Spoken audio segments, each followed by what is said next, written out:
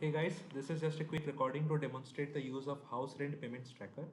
So you can utilize this template to keep track of your house rental payments.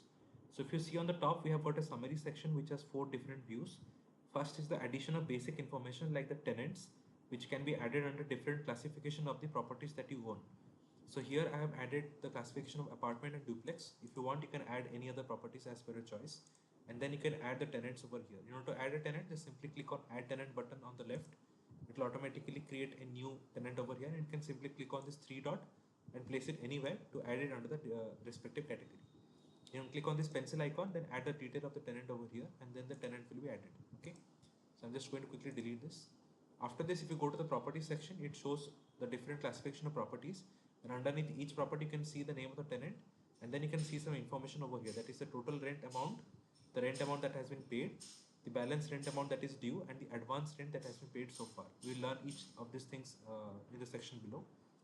And then if you go to the rental history, this shows the rental history of all the tenants who have paid the tenant previously as per the transactions that will book at the bottom. Okay. And finally, we have a summary section which shows the total amount due, the amount that has been paid, outstanding rent amount, and the percentage of rent collected.